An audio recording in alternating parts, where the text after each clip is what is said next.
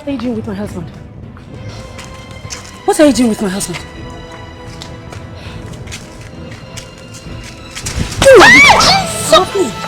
Are you mad?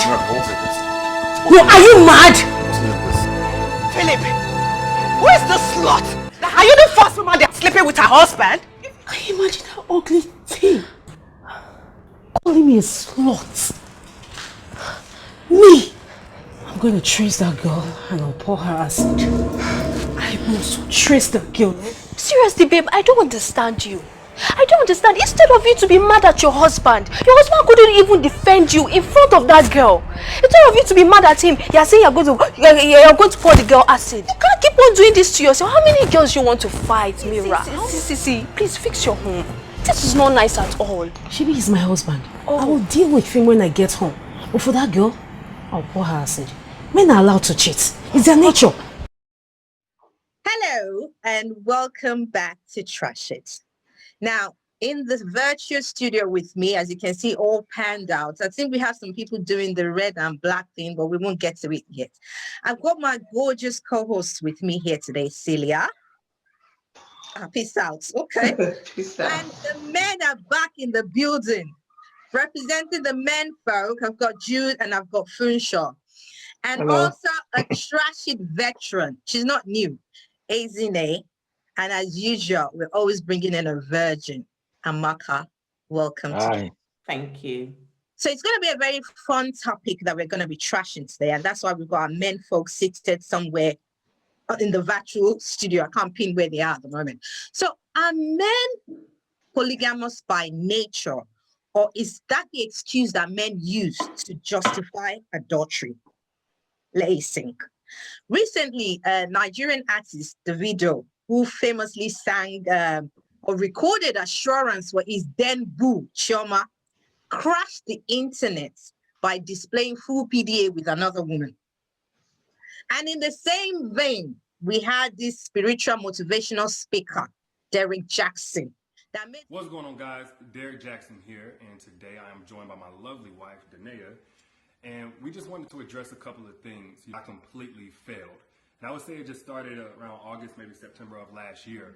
Derek Jackson was involved with other women outside the marriage. And by involved, I want to be clear, I'm not talking about just casually kicking it, maybe a lunch or something like that. I'm talking about as serious as sex, to sexual flirtation. That made some Christian sisters rent their clothes when an affair of 4 years was exposed. So let's go to the men, because you're the one sitting on the heated, gun-loaded, whatever you can think about today. Are men polygamous by nature? Or are we just beating our heads, expecting you to drop a moon when you're just, I don't want to say a star, moon star? I'm still weighing the most important. So Funshaw and Jude, let's get into it. Are men polygamous by nature? First of all, what's the meaning of PDA? Public display of affection. Okay. Funshaw is in the street, he even knows. Funshaw is in the street.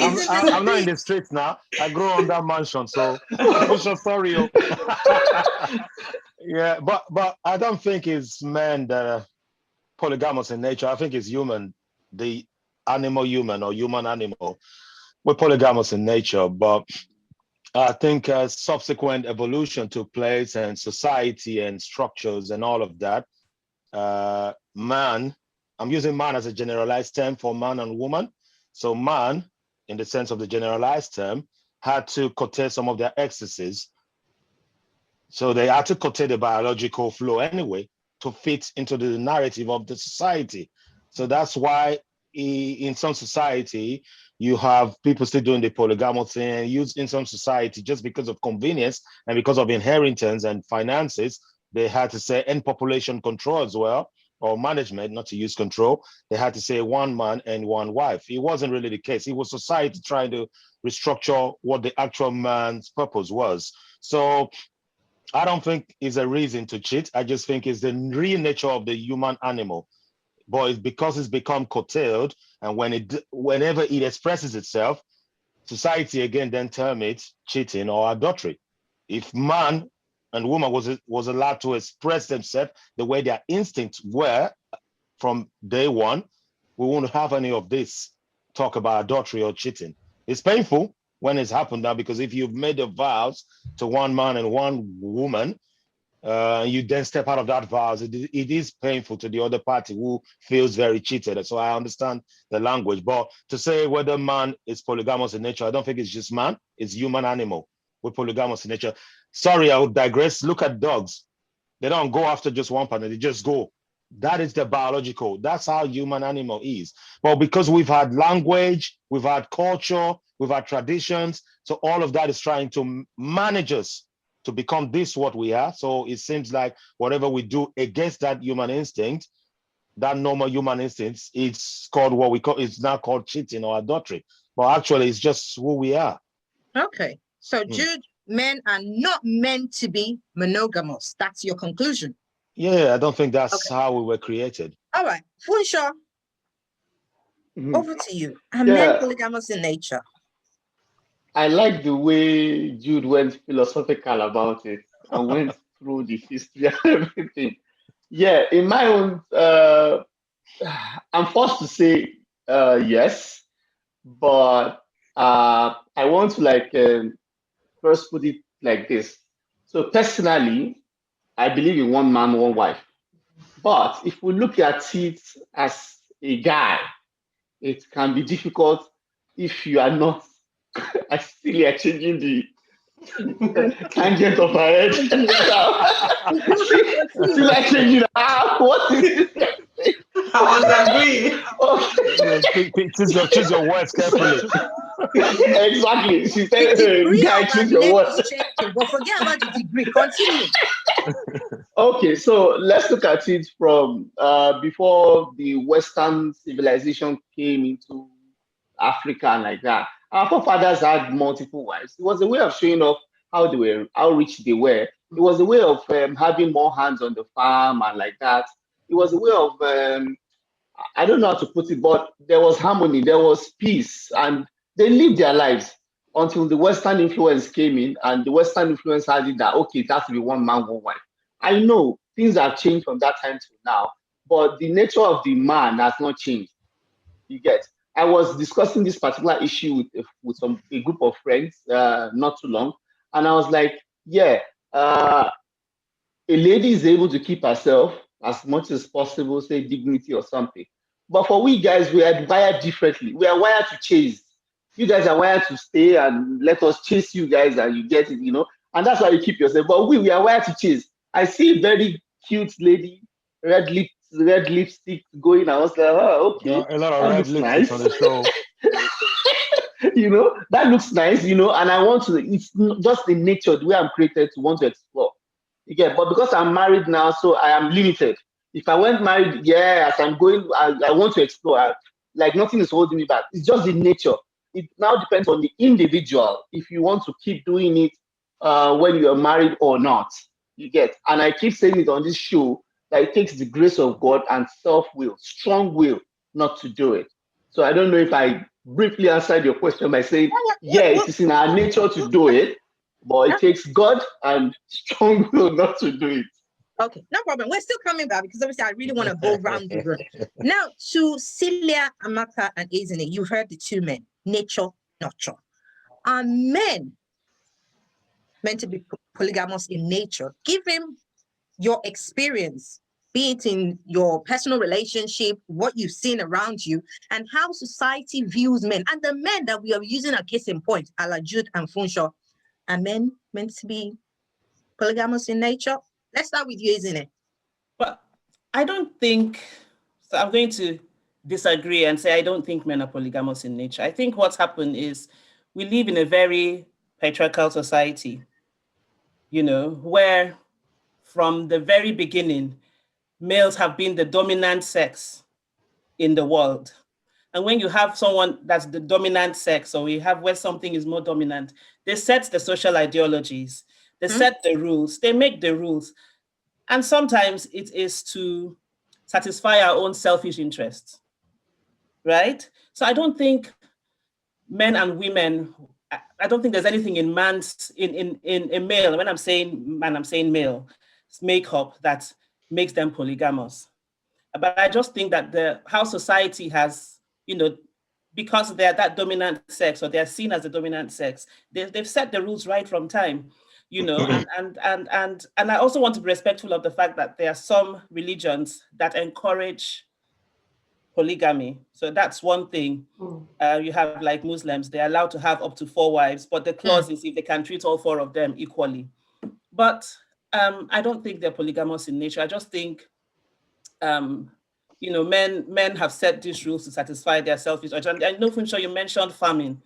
So the man is marrying plenty wives that will go and do farm work, you know, children that will make him. And you hear the man say, and for people then it was a status thing as well. Oh, I have that man, he has 5 wives, you know, he has how many farms, he has how many children that go there. If you remember, Things Fall Apart, you have with his many wives. I never saw the man go to the farm. It was the wives and the children that were going to the farm and things like that. So I don't think, and I think men and women have the same, and I agree with you, Jude, in that we have the same build up, men and women, but I don't think it's polygamy. I think it's just that human beings, and if you look at children, you see it, they'll keep pushing their boundaries to see how far they can go.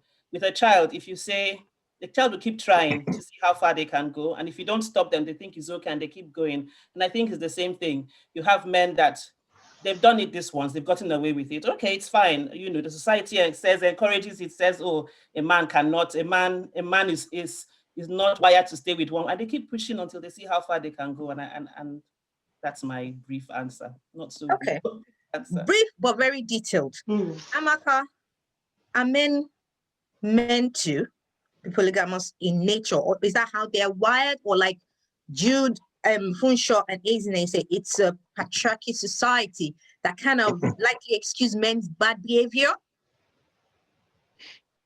I don't think that men are polygamous in nature. I think that men have the tendency to be polygamous, but to be polygamous actually is by choice. And, you know, these are choices that are, you know, like guided by their beliefs, you know, culture, religion. But there's one common factor, and that common factor is choice.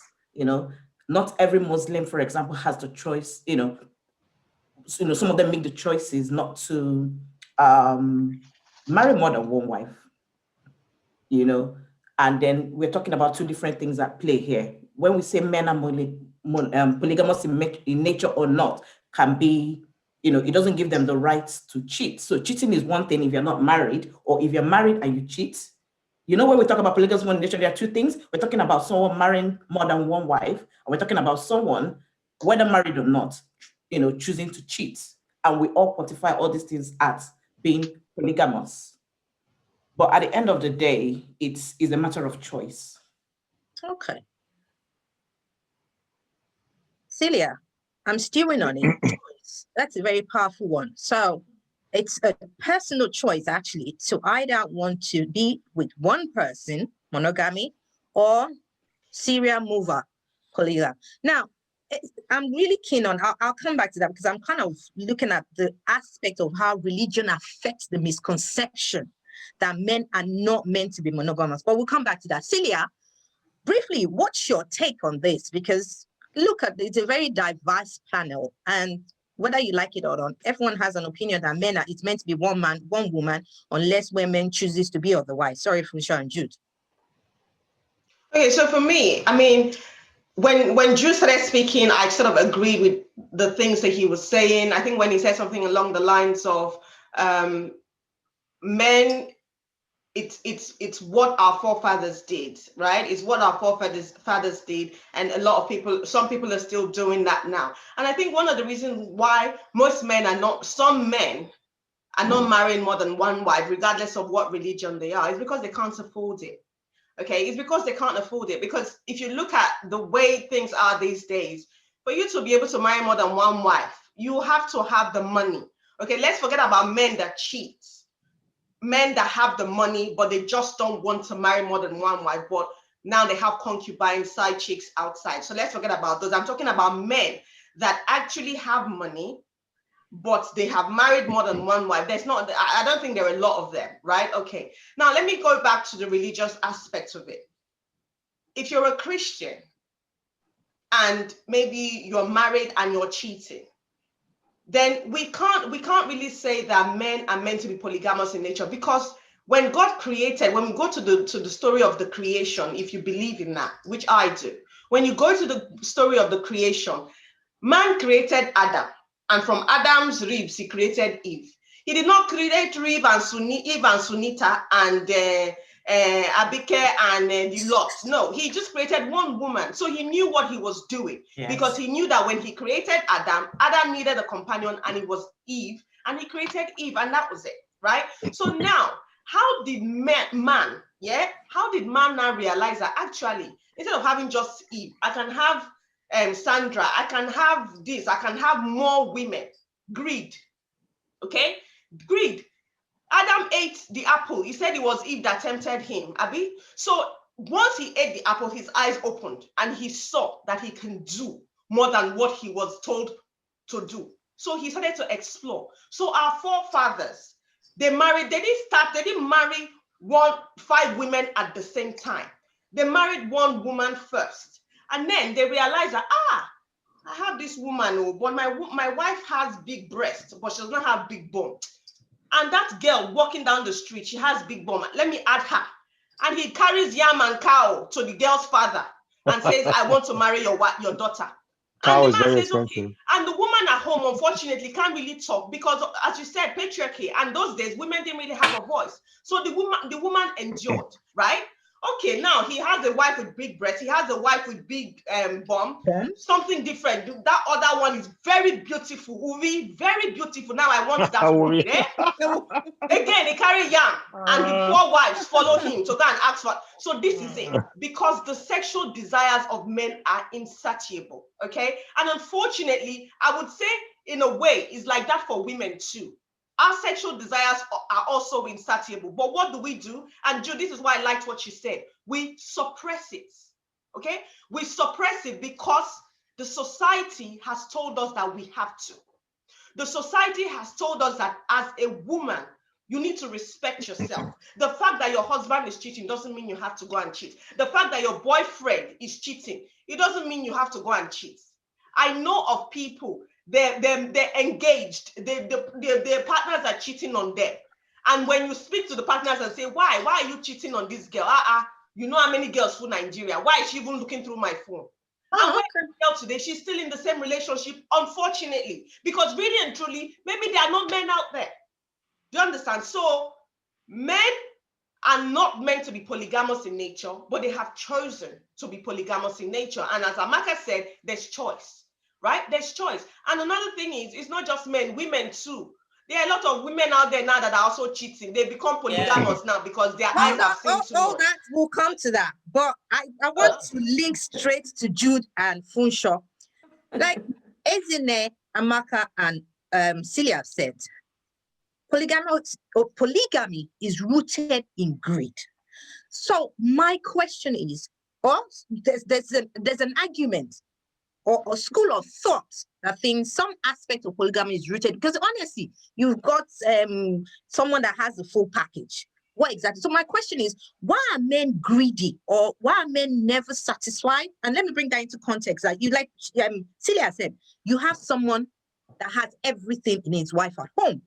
Everything that you desire is in this woman at home, but it still wonders, which one are they find? As in, what is it that is missing that you think is out there? And you go and, it's the chase for you. What is it that you're chasing that you can't chase the antelope you've already caught at home? I think that's a very fantastic question. But before I go on, I'll just say, Ezine, Celia, Amaka, you've spoken very brilliantly. You've touched on everything that is the issue. The society doing what they're doing, patriarchal system, you've touched on it all. And it's exactly what it is. I don't want to delve into the creation story, but if you look at it, it's almost as man is doing this to spite woman. First of all, when we are in the womb of the woman, when we start as a sperm, when we start doing whatever we're doing in there, we all start as a woman. You know that. That's biological fact. Yeah. I came about as a woman, first of all, in my mother's womb. Until it then splits as an atom and it gets the Y chromosome. That's why I end up as a man. That's why every one of us have those feminine qualities inherent in all of us. So it's almost as if when I came out of this is evolution now, came out of my mother, a woman, it's almost as if I want to fight her. I hate her so much from day one. I almost became you, so I'm going to fight. I want to dominate. So it goes back to that patriarchal system. And society, whether now or the archaic society, then the caveman society, man, as Amaka or Ezine pointed out, has been the dominant one. Because we thought, hang on, you almost killed us in your stomach, in your belly. You almost made me a woman. Now I'm out as a man. I'm going to dominate you. I'm going to make sure you pay for that. It is fact. It is historical. So when we come out, we try to conquer that. We try to say we're over our mothers, we're over our sisters. We want to dominate our women in our life. And this is what is translated over time. We then translated it as we're protecting you lot. There's nothing actually to protect in the first place. We're equal. The woman could go fend for herself just like the man go do hunting. But we then put a system, say the man is going hunting, you stay at home and cook. It was done from time immemorial.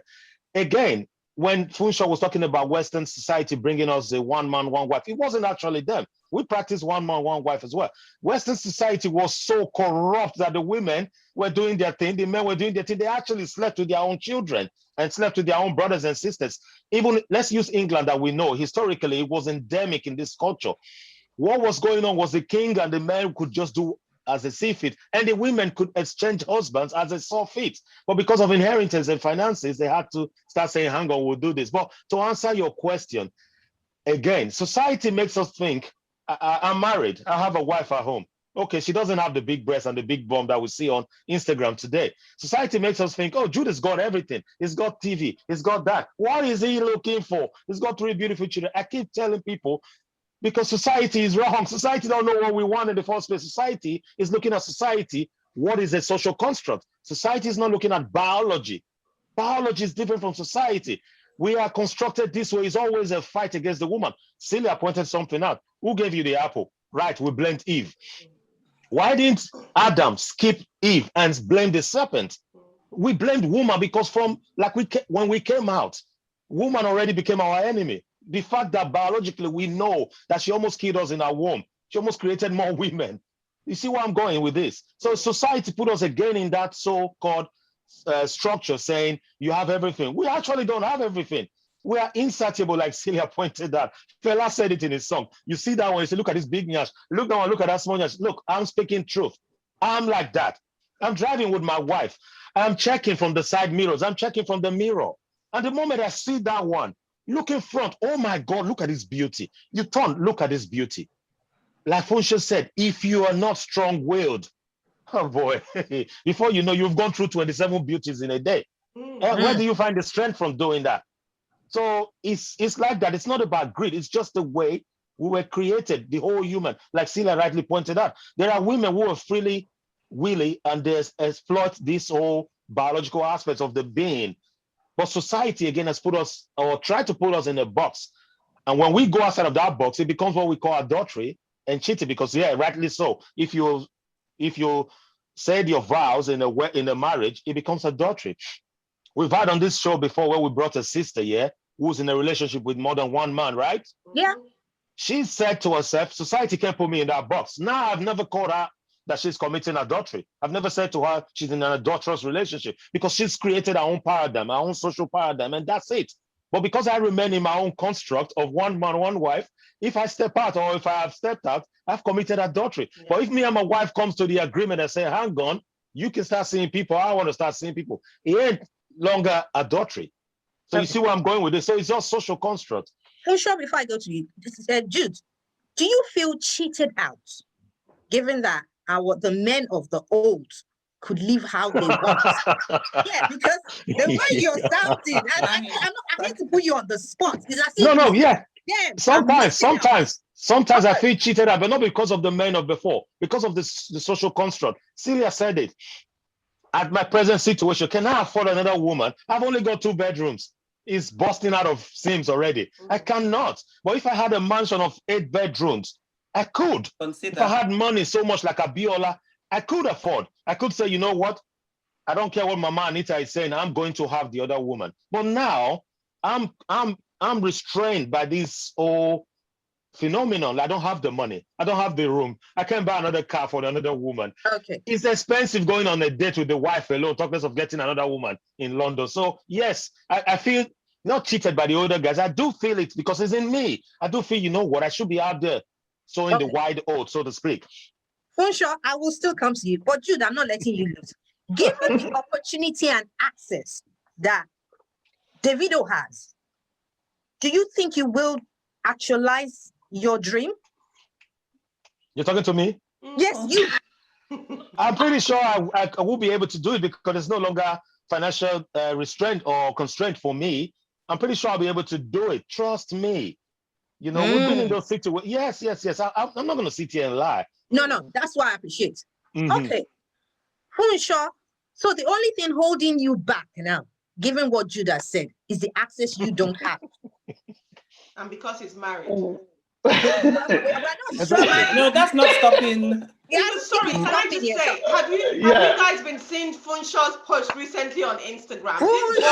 He has gone from saint to second in command. I can't even comment on his post. I'm so scared commenting on his post. You know what? I'll still lead Funshaw's behind. His favorite spot right now. Go and have a look at it on his page. His favorite spot. Funshaw, let me come to you. I said it from the beginning. Hold on. You're getting a 3-in-1 question. So my first question to you is, you've got a woman at home that has virtually everything. So what exactly are you looking for in the street? And in the same vein, I want you to think about it. So given the access that these men do have, because I think the only thing that is holding some men back, as Celia said, is damn expensive to maintain 4 women. What say you? Yeah. So I agree with everything that Judah said. And yeah, he has really answered this question very well. Now, coming back to what you asked. Yeah, if I wasn't married and I used to tell my wife something. I said, when I was young, maybe around like my early 20s or even late 20s, if I had a kid, maybe one of my escapades, she got pregnant, I was never going to get married. Oh. I was never going to get married because I have a kid. So why am I going to marry? When I can always change. When I'm tired of this one, I can go to this, fine, it's not a very good mentality, but I just don't want anybody. I don't want to be tied into that construct of you have to marry one person and stay with it. When I can see several, if we have an agreement, we are in a relationship, we end it, we'll go to the next one and like that. And I live my life. I know I have a kid, so I don't have to worry about offspring. Family don't have to disturb me. You get? That's one. Secondly, Yes, think. Actually,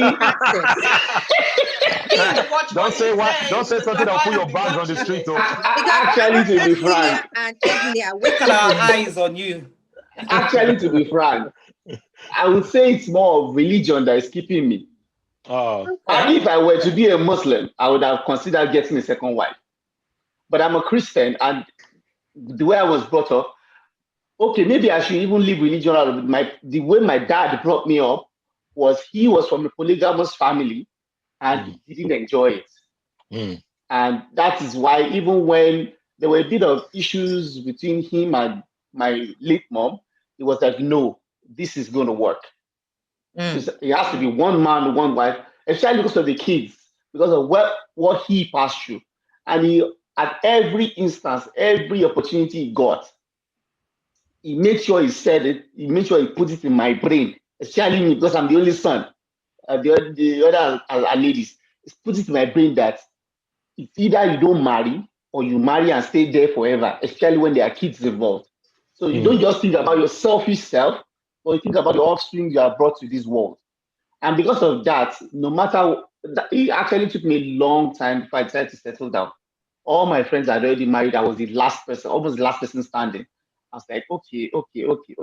Because I just didn't want to get into the married thing at all because of what I've seen in several quarters and like that. And of course, because it can be hard to be committed to just one person. You get So until then, I was really ready. Yeah, I was like, okay, let me just take the leap. But if the financial status was there and there was no religion attached, wow, I'll take more. Take more. Okay. It's making it sound as if it's Tesco, Asda, that where you can just go and shop. You gotta go take more. Now, Jude, let me won't you shift take gears. more? I said it earlier. We'll take more. It's just They'll take us.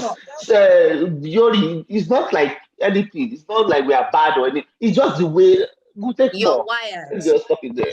Okay, all right. Ezine, Yeah. Amaka, and Celia, given what these men have said, do you think women are to be blamed?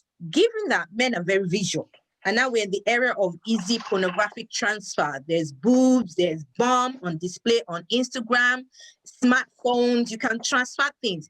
Can men subdue the urge or resist the temptation? So are we to blame? Let me come to you, Amaka. Okay, women are not to blame. Women are not to be blamed. So there was something Jude said about, he said something about if the wife and husband agree, then, that the man can have like maybe a girlfriend or something like that.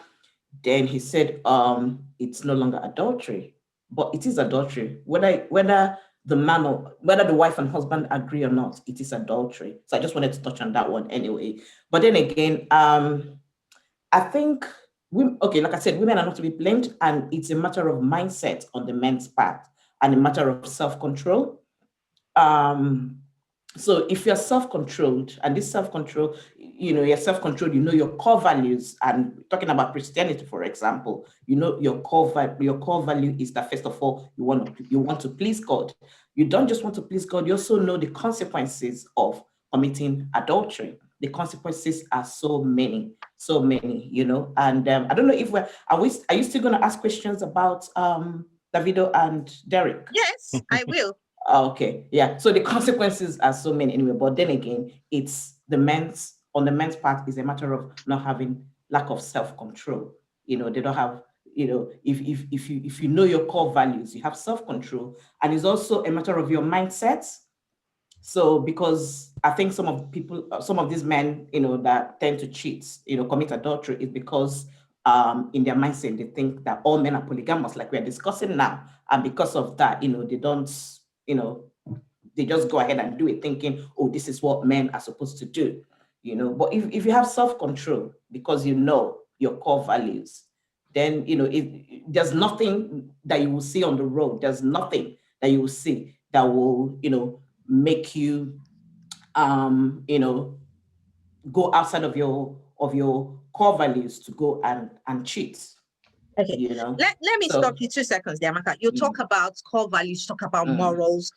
In as much as I would want to hold Jude and Funshaw by the hook of their neck and drag them down, women are known to display their cleavage. You go to church, you see the way some people dress to church.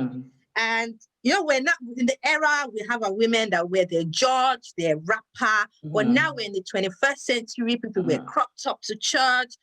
People wear very deep cleavages, showing tight boobs. As a woman, some women will walk about and you'll be like, damn, you're gorgeous. But because you see the visual. So I can imagine what's going through Jude and Funshaw's mind, given how, without the lack of better word, they ate the apple, the weaker sex that they are.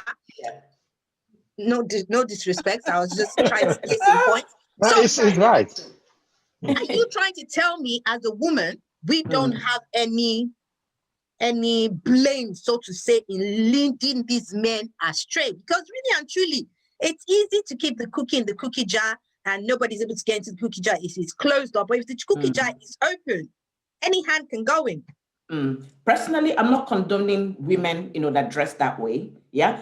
Because, some women actually go out of their way to target particular men or any man in particular. But then again, women do that, right? And we can't make excuse for them. But then again, on the men's part, is a matter of self-control, self-will, like I think Jude mentioned self-will in the beginning. So it's a matter of self-control. If you know your core values, if you know that in your mindset, you're not supposed to, no matter what a woman does around you, you're not going to go ahead and, start thinking of all those things in your mind, like, oh, maybe I should get their number, maybe I should do this or that. So at the end of the day, it's still a matter of choice. And that choice is based on what guides you as a person and what you believe in. Yeah, if I may add to what she just said, Yori, See, even if you cover your neck to your leg, if you have big bump, sorry, I'm not saying you. If a lady, if a lady has big bum, I will still see it under the clothes. If it's what I like, I will still go for it. If a lady has big boobs, I will still see it under that covered clothes. So some of us don't even look at that. To be frank, I look at the face first. Yeah, the face brings me in. If the face is okay for me, then I can start the looking. lips are red. I think women that should be covering all their face now. Celia is getting me still. Okay. So I look at the face first. The face brings me in. Then we start to speak. Then I get hooked. Then I start looking at the body part is the third is the third part of it. But the face is the first thing. So are you going to cover your face also? You want. So so it depends on the man, and depends on what the man wants. You get. Some people want the body part, some people just the face, some people maybe the structure or whatever. So you get. So it doesn't have to do with women at all. It has to do with what we really want and how difficult it is for us sometimes to look away. Okay, so you've sort of saved Celia and Ezine the aspect, because you now said, well, women are not to be, but Ezine, let's come to you. Your husband runs a ministry, and sorry, I had to bring him because I wanted to know, how do you then tell people not to dress a certain way to church? Because look, you're trying to grow the church. And I'm trying to look at it in a religious aspect of things. We're in the era where we can't tell people not to wear what they choose to wear. At the same time, given Fusha said, oh, well, it's just the face. There's some men that have vision that they will not cheat unless they see what they're cheating with. And as a woman within a religious sect, and you have women coming to church, you're trying to grow a church, you're trying to live in line as how God has ordained. When you come to circumstances, situations like this, do you then put a stop to that? You can't dress this way. You know, you are going to be alienating some women who feel, well, you can't curtail them. I'm here to serve God. Who are you to tell me how to dress? You know, the thing is, in a religious setting, like a church, because I'm Christian, people are at different levels of their relationship or their walk with God. So you have someone coming into church with just her undies. It's going to make you uncomfortable. No, I'm not saying that happens. That has happened. My heart falls. No, but what I'm saying is, you're going to see things. You're going to see ladies dress in a way that will make you, even a woman, feel uncomfortable. It's going to happen. Now, with my husband, it's two ways, because one, he used to drive Uber, and then there's the ministry. So you meet women in these settings. But then when someone comes into church for the first time, dressed however she's dressed, you can't stop her. Now, it now depends on that person's level of accountability within the church. You have people that are church workers, and before you start volunteering in church, you must have passed through a series of training, and dressing decently will be one of the things that will be addressed. So if it's a church worker or someone maybe that's leading praise and worship in church, I'll expect you to dress decently.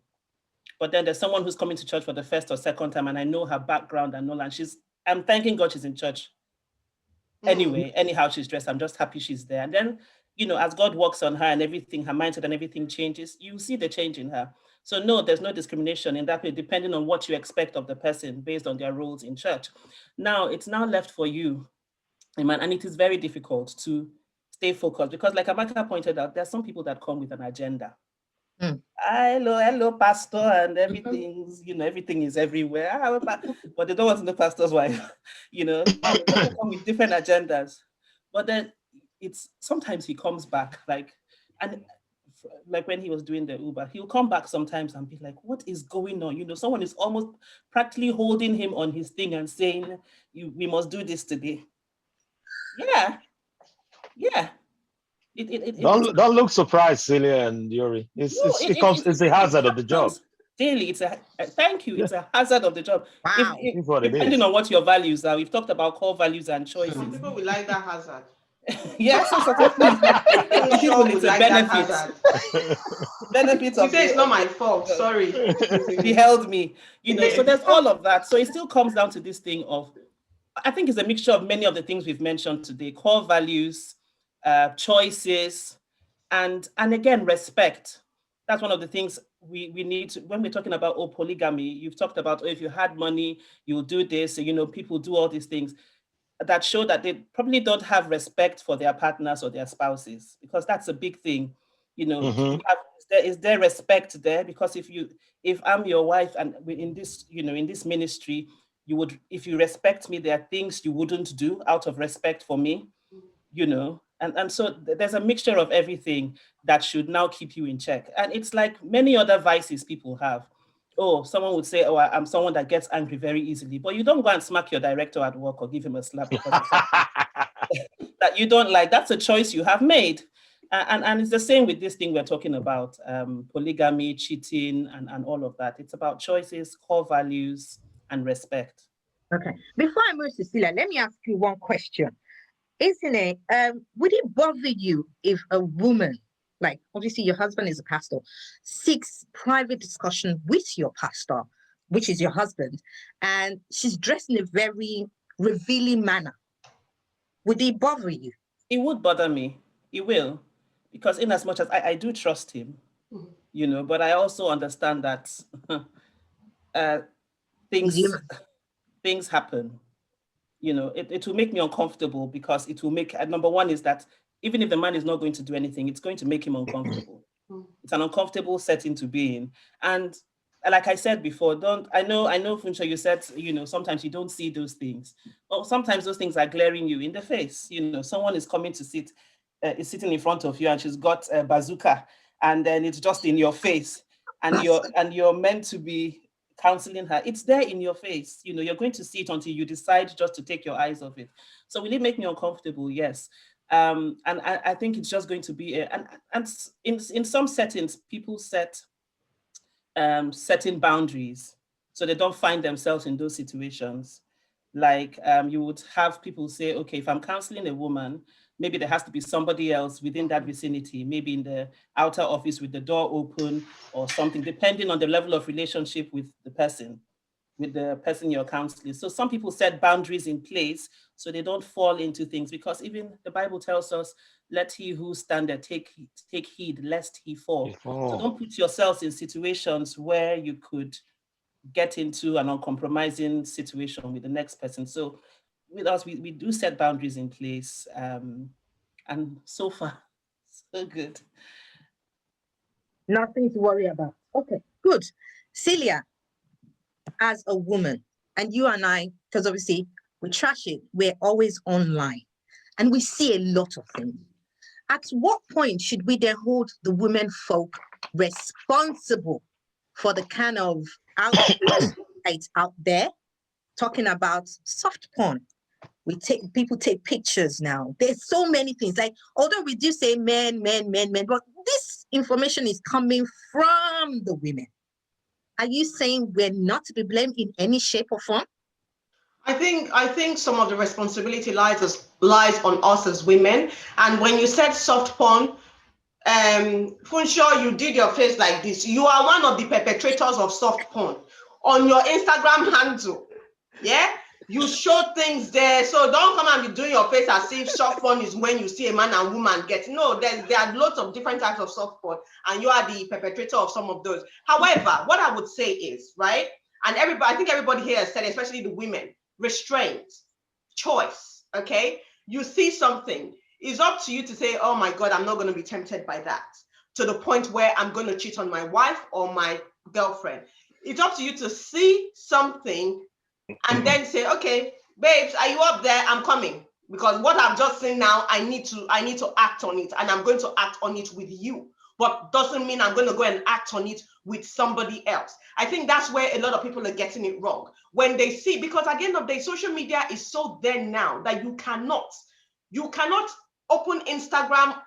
I would say Instagram, because I don't really see things like that on Facebook, right? No, Instagram is Instagram. Exactly. So you cannot open Instagram and scroll. By the time you do like this, 1, 2, 3, something has come up, whether it was solicited or unsolicited, right? And especially when you follow certain handles on Instagram, it's going to be there. So I think as women, and I think I've said this before, women, we need to do better, okay? I know you cannot say, oh, because she was wearing a short skirt, so she was calling to be raped. No, you can't say that. But what I'm just saying is sometimes you dress the way you want to be addressed, right? When you wear things that are not very tasteful, okay, then obviously people are going to think you're cheap, and people are going to want to come to you and try and price what you're selling. Okay, unfortunately, but I don't want us as women to put ourselves in that position, because you know, when you wear something, you know by yourself that what I'm wearing is not good. You know that, okay, what I'm wearing is too revealing, especially those people that go to church. Okay, because they say, I beg, it's the house of God, nobody should judge. But come on. And as Itine said earlier, it depends on your level of responsibility in church. I remember years ago, I was going to this Redeemed church, and I used to just dress the way I felt was good enough to go to church. And then I joined the choir in this church. And it's not now that somebody is fat now, you don't want to be wearing tight things. Those days when, before you got married and had a child or two or whatever, you know, you had the figure, everything was in the right places. So when you just wear something, it would look like you've had plastic surgery, whereas nothing. So I remember when I used to dress to church those days, my skirt would be tight, my top would be tight, I would just, So, and I was in the choir. Uniform coordinators in the choir will be saying to me, Celia, sorry, you can't, this skirt is too tight, this trouser is too tight. And I'll be like, no, there's nothing wrong with it. I'm going to sing. It then, they got tired of me, and they decided to say, okay, you know what? Celia, you'll be the next uniform coordinator, right? So they gave it to me. Sure, you think everything you're wearing is good. Okay, you now be the uniform coordinator, and let's see what you do. Or I had to change my wardrobe. Okay, because my skirts were too tight, my trousers were too tight, my top, I had to change my wardrobe. And when I found myself in that position, then I realized that, number one, I've been stressing these people out that were uniform coordinators, because when I really checked myself, I knew what I was doing was wrong. So I had to, you know, readjust the way I dress. And I was now in the position to tell others, actually, that skirt is too short. You are not climbing that stage. You are not singing. That's not what people came here to see. Okay, so sometimes as women, we need to, it might be hard for us to see it at first, but sometimes we need to look at things, and when you're being told, accept what people are telling you. And I particularly love what Izine said about that person that comes to church half naked, right?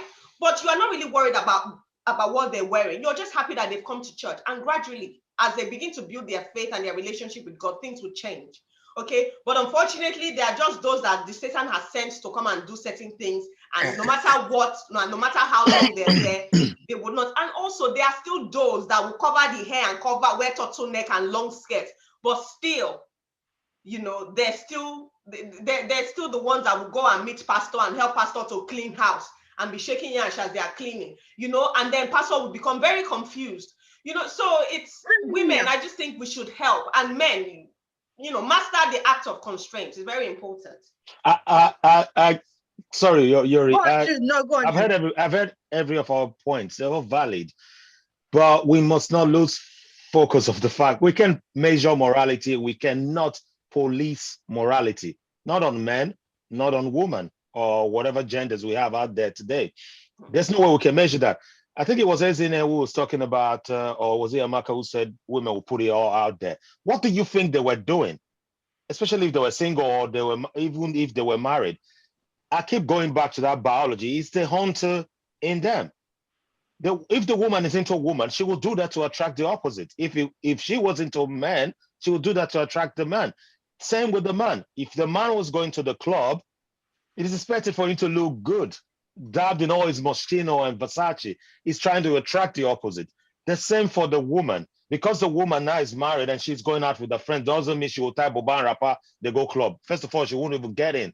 And again, okay, church, society has put all of these structures. We're expected to be sort of decent looking. If I'm going to church, I'm expected to wear a tie or a suit, all the trousers, the girls should dress in certain ways.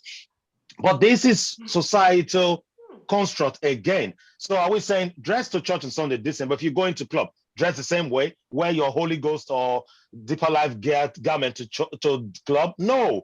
Are we saying we should allow the woman then dress the way she want to dress in the club? No. What I'm trying to say is we must not police any of that. It has nothing to do whether the woman should manage herself or put herself in a certain position, or the man should do that.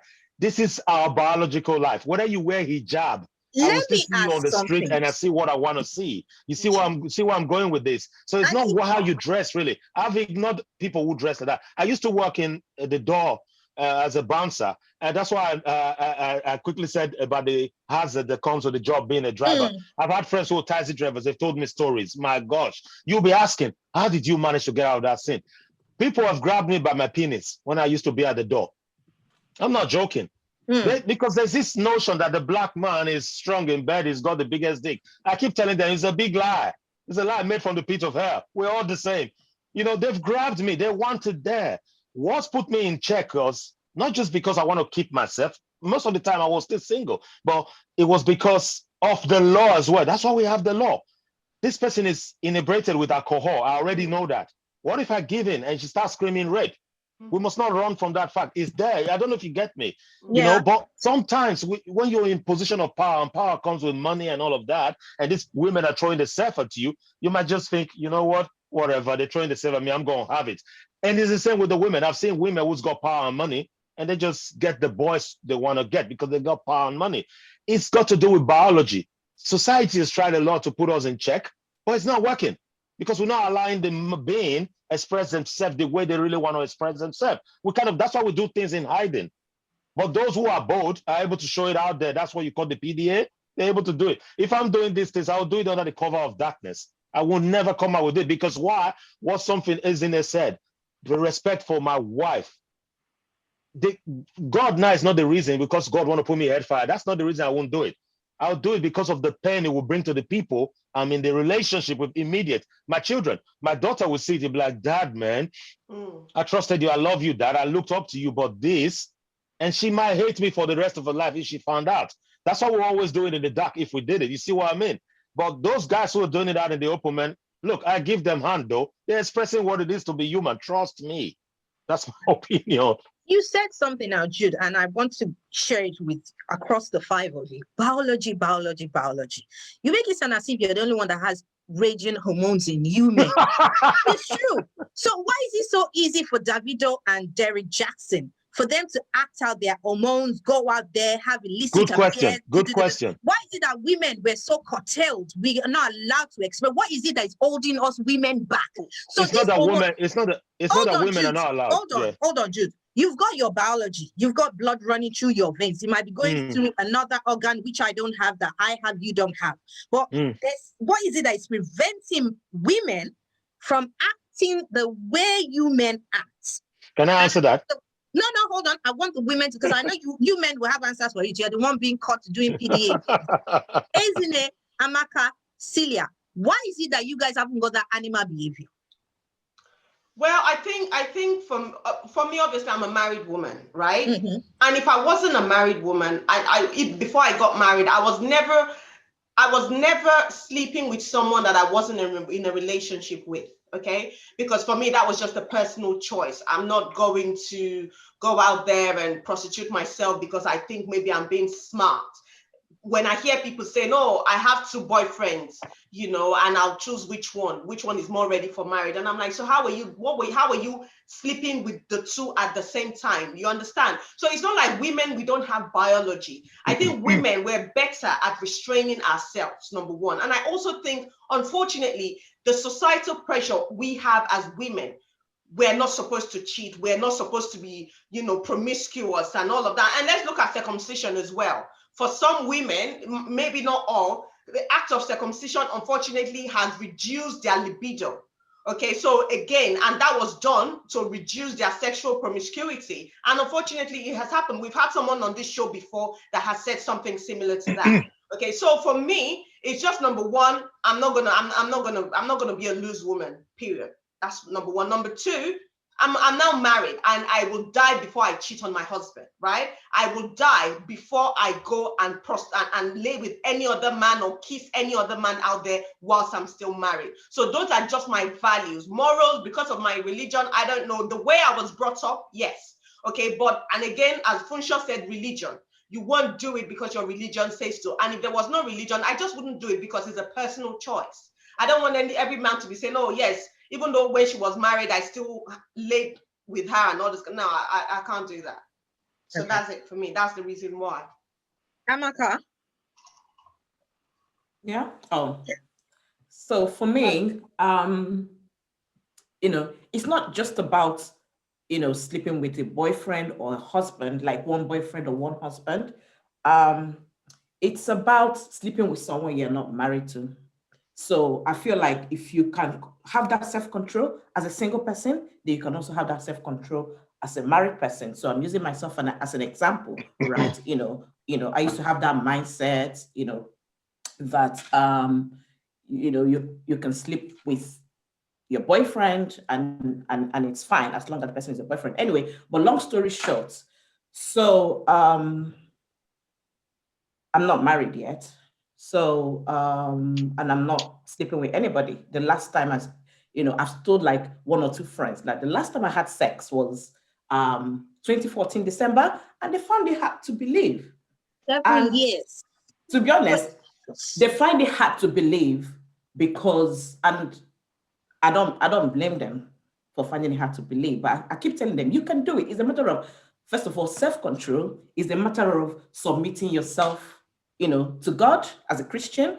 And it's also a matter of understanding I think there's a quote, I think you guys will know the quote that says something about that the best mathematics will be calculating the cost of the future mistake or something like that, like what you're doing now. It's all, it's about where you're going in future. And I also wanted to touch on what Ezinne said. Ezinne, about ministers, talking about ministry, right? I just wanted to give an example, like my pastor, for example, he always tells us all the time about in his younger years, it's not just about a woman dressing indecently to church. These people can actually come to your house because, he said this woman came to his house when his wife was away in Nigeria. And then she came to his house stark naked. So she came, I think she covered herself, and then when he came out, she was stark naked. And when he tells us this story, he says to us that her nipples were actually like pointed like this. That's how he describes it himself. So that's how he describes it himself, right? And because he knows what God has put in him, he knows the greatness that God has for him in future. That's why he called the woman by name. That's how we knew the person is a church member. He tells that story all the time. So he called her by name and told her to leave now. Do you understand? Because he knew the consequence of doing that to his greatness in future. And then another pastor, just last week, a young pastor, I was listening to him online, and he said the same thing. And this pastor doesn't know my pastor by in any way. And then he said the same thing. That when his wife, years ago, when his wife was doing, this pastor now lives in Nigeria, and said that when his wife was doing her master's in London, someone came to his house, stark naked. And he said he ran. He ran out of his house. Why did he do that? Because he knew the consequences of doing that. He knows what God has put in him, what he has a vision of God has for him. And now that pastor is doing great. So I'm talking about, if people would understand the consequences, of adultery, because for the men, these women are going to set you up future. Some of them are doing that with a mission. Yeah. So they might not know that the devil is using them, but the devil is using them. Okay. Yeah. So even if you do something in darkness, I think someone mentioned darkness. I don't know if it was true. Even if you do something in darkness, what's done in darkness is going to be brought to light. When you're doing well, maybe you're going to be like, you want to have a political ambition, like we have not just in Nigeria, in England, anywhere in the world. You have, Me Too. How did Me Too start? These were things that they did in their past that started haunting them. Prince Andrew, for example, did you know that what he did all those years was going to haunt him? Do you understand? So if people can understand, it's not just to blame the women. Yes, the women are to be blamed, yes. But then again, if the man can have self-control, if the man can have a vision for the tomorrow, if the man can understand the consequences of what this is going to do to him in future, then I think a lot of men are going to be self-controlled and not be controlled by their flesh, by what they see with these women. Even my pastor is always saying that if you come to see him now, he doesn't see what you're wearing. He doesn't even know the color of what you wear. But I don't think it's that he just doesn't see it. I think he chooses not to see it. I don't know if you know what I mean. He can't describe what the person was wearing because that's his mindset. So, yeah. Before I move to Ezinne, Amaka, you said something, 7 years, because I counted it 2007. Of course, yes. 2007. Yes. And 2004. And I hate, because I know you're very... 14. 2014. You see, December See, that was 17th really I December. don't reach now, the calculation. I hate to put you on the spot. Ask me For anything. someone that has had sex as very active sexual life till 2014, don't you get aroused? And do you, I hate to say this to you, but I need to know, how do you take care of yourself? Do you then masturbate? No, I don't. Okay. You know what? I don't even have the desire for it. And I'm not lacking male attention. It's not like I haven't had any relationship since then or anything like that. But because I have a change in mindset. You know, as a Christian, the more the word of God, the more you read the word of God, the more your mindset changes. And like I always say to people, if people can understand the consequences, once you know the consequences, you have it in your mind, you can never do such a thing. So as a married woman, as a married woman or married man, it's the same thing. If you understand that these women are trying to set you up, they're trying to set you up, that they're coming for you in future. Look at Derek, for example.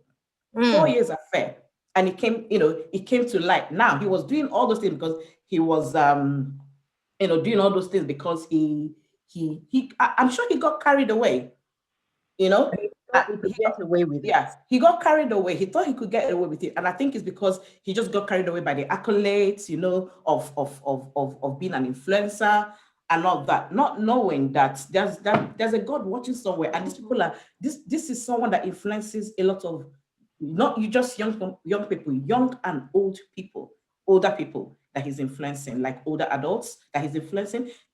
Some of them are even like waiting for him to release a video for them to make decisions that would guide their future, their destiny. They're making these decisions based on the examples that this guy tells them, like, don't even take this from a man, don't even take this from a man. He doesn't even teach them grace. When I talk about grace, I talk about grace in marriage, for example. So, and then all of a sudden, this person that you've trusted so much with decisions about your life, your relationship, and your marriage, all these women started coming for him now. And I'm sure that this is the peak of his career, because almost all influencers, if not all influencers, have actually made a lot of income from the pandemic. And now at the peak of his career, these things come out, these things have come out now. And a lot of people have lost interest in him. You know what I mean? So had they known what was waiting for him in future, he would have controlled himself at some point. Okay, thank you for that, Amaka. Yeah. In closing, and I want the five of you just give me 30 seconds sort of answer. Do you think the crowds that you keep can either make or mar you when it comes to being monogamous or polygamous in nature? Let's use Davido as an example. He's surrounded with people that like cheerleaders. They're like, oh, you can go, you can do this, you can do that. And married men have friends who actually have numerous side chicks or numerous wives. So if your crew are doing it, do you think could you be the one-man band that just sway? And I'll go to Funsho, because Funsho has been quiet. He has been thinking of how to get out of this. Oh my God, they've landed me today. Funsho, No, my opinion is still my opinion. No, I respect that. The streets are full. My opinion is my opinion. If I had my way, I would have more. But yeah, I have just one. I'm proud of you. No, for sure, I'm proud of you. And that's why what we like on this show. Honesty. Yeah, go on. Yeah. So will people around me influence me? No. Why I'm saying no is I've been in situations like this before all my life. I know this one is different. They say if a guy doesn't drink, he doesn't smoke, he womanize or something like that. Or steal. Yeah. So I don't smoke, I don't drink. So, and until maybe I think I was 24 before I had the first girl I had, and like that. And since then it has been like that. So what I'm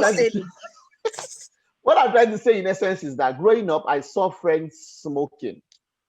Growing up, I saw friends drinking, a lot of them drinking. You get a lot of bad vices. I was always friends with them, but I wouldn't do it. I had this my own mind. I had this, in my family, they call me the master planner because I plan everything I want and I go according to it. When there was an example I want to give, I don't want to give it yet. Maybe in a subsequent shows, I'll give it. So, but when in Nigeria, before I traveled, there was this girl I was dating, and I had plans I wanted to travel. and you keep telling me, by this time next year or by this time next month, want us to marry. I didn't even say anything. In my mind, that relationship had ended. She didn't know. She didn't know, but in my own mind, it has ended.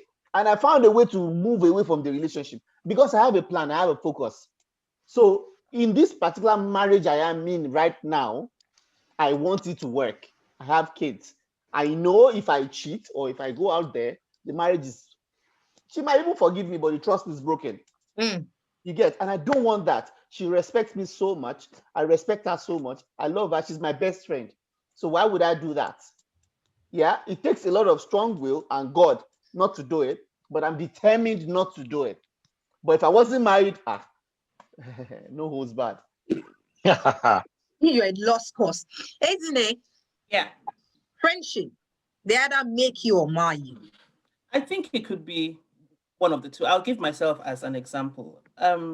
So I was listening to Celia when she was saying, oh, before she got married, she was a one man, one woman, whatever. That wasn't my story. I was a multiple Oh, kind of person. Badges. You know, but and it started from my friends. I started from secondary school when I have friends that were like, oh, you know, everybody had lost their virginity apart from me. And I just didn't want to be the odd person out. I would sneak out of school and would go to places.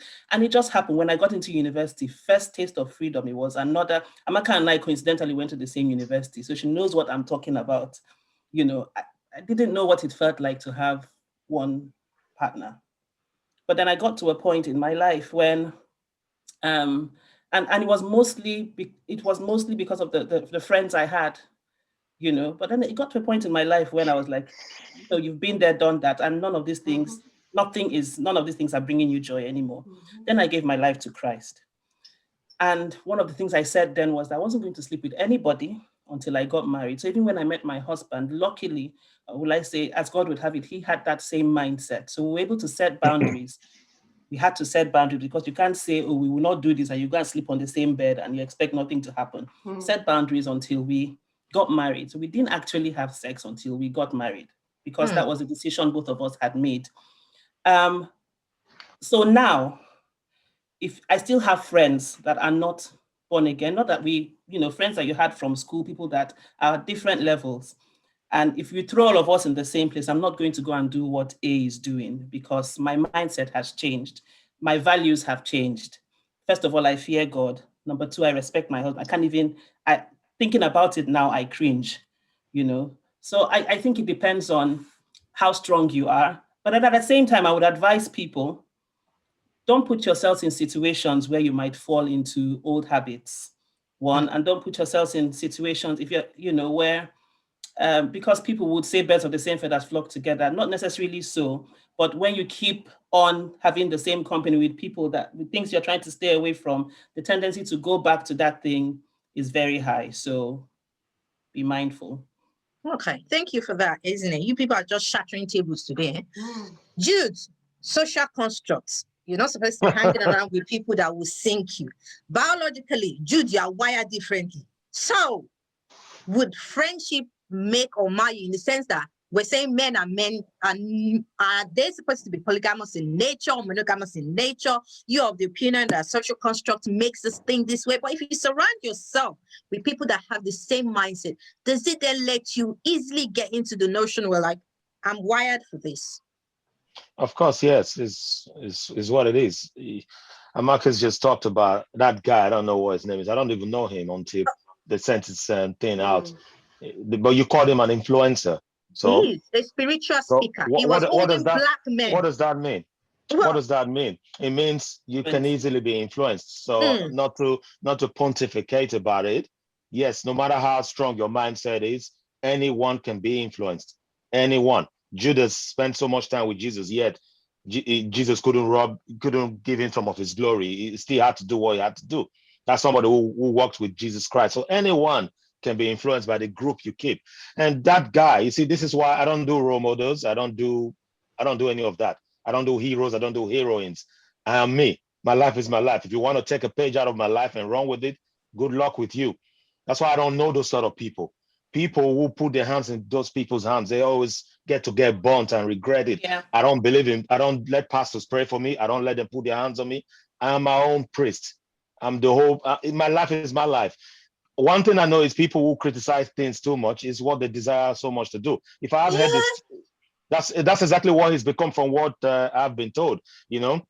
But for me, though, yes, you can easily be influenced. I know what I'm talking about. If we go to very easy things like alcohol, there was a time when I would only drink red wine. I got introduced into whiskeys, and I love whiskeys now. And it's the same thing with relationships. If you hang around guys who respect the sanctity of marriage so much, you would almost become like them. If you hang around guys who think, oh, everything is loose, come on, man, it's this, it's that, you almost become them. But what I'm trying to say is I'm not here to police morality or measure it. Every man and every woman to their own, each to their own. If you're able to stay within the construct of whatever life you've chosen, great. I respect that and I'll support that. But if you're not, you want to live your life free in the PDA sense, also great. You're expressing what it is to be human. That's me. I will never criticize anyone. Never, ever. That's your life. You're in your own shoe. I'm in my own life, man. Whatever I see outside, I have to bear. I have to carry my own cross. So that's how I see it. Yes, I can easily be influenced. No matter how much I speak for myself, I can be influenced. And I have been influenced so many times. I can be influenced. I'm already influenced by what I've heard from Amaka and Ezine and everyone. Yes. So yes, your company, you can be influenced. Simple as that. At least now you know PDA, so you can go spread Yes, it to the exactly. missus. Good.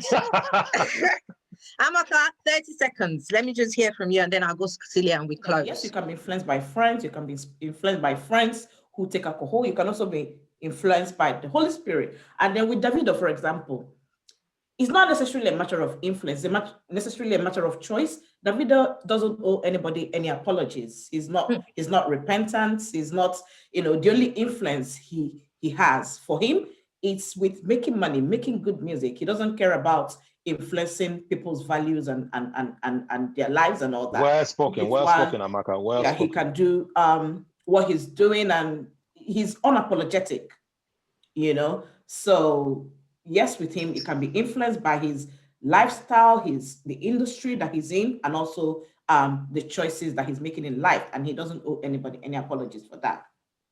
Thank you for that, Amaka. Celia, in closing, 30 seconds. Okay, so basically, as Jude said, I'm not, nobody's my role model. I'm my role model, period. Okay, I'm not doing that shit. And my children, their role model is going to be their father and myself, period. Okay. And also when it comes to people influencing people, if you want to learn something from someone, let it be the good, right? And as everybody has said, it's choice.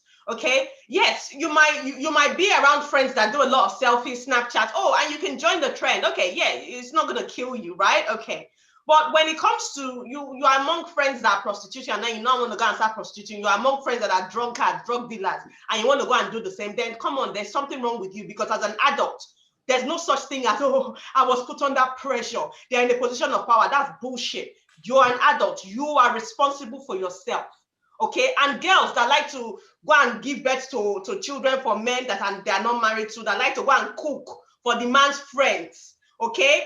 It's those same friends that we arrange a girl for that same man that they've been licking your food. They've been licking hands to your food. So we have to be very careful. And unfortunately, it really pains me that Davido and Choma are no longer together. Okay. But as Amaka said, it is what it is. Okay. At the end of the day, there's not much you can do about that. See, I had my epiphany about being influenced when I was maybe 6, 7 years old. And yes, I did. Okay. In my neighborhood, there was this guy who went the same lesson, right? And they gave us simple math question. 2 + 2. I know 2 + 2 is 4. I was like 2, 1, 2, 3, 4. I wrote it down. This boy, in my day, wherever you are, God is watching you. He told me that 2 + 2 was 5. I was like, no, now it's 1, 2, 3, 4, it's 4. The boy said, now you know, if you don't write time, you are going to fail it. That's what your sister did. I canceled my 2 and wrote 5. Lord, behold, I failed it. I was so angry with myself. And from that day henceforth, I said, nobody would ever influence me in a bad way. And I think since then, I've been among wolves, I've been among sheep, I've been among all different types of people. I choose what I want to do. if I choose to be influenced by something bad that somebody is doing, you know that it wasn't because, oh, I was vulnerable. No, I mean, I opened my eyes and I made my decision and I decided to pick that quality from that person. That's Okay. it. So Ima, we forgive you. She's already successful. Her 5, the 2+2 that made 5 was just a failure in the past. So, well, it goes in to explain what we're trying to say here. Be your person. Men, we respect you. Biology, chemistry, physics, whatever it is that makes the social constructs work for you. We understand that nature as well. But as a talk show, being the hottest talk show on the planet, we just wanted people to have a feel of how men think. That's what Jude and Funsho have been our case in point, and how our sisters Celia, Amaka, and Ezine see how you men move in the street of Funsho, how you move. So until next week, it was a pleasure trashing. And for everyone on this panel, thank you for always bringing your A game. It's always a point, always on point, always in point. Until we come back, we'll see you next week. Bye, guys. Bye-bye. Bye. Bye.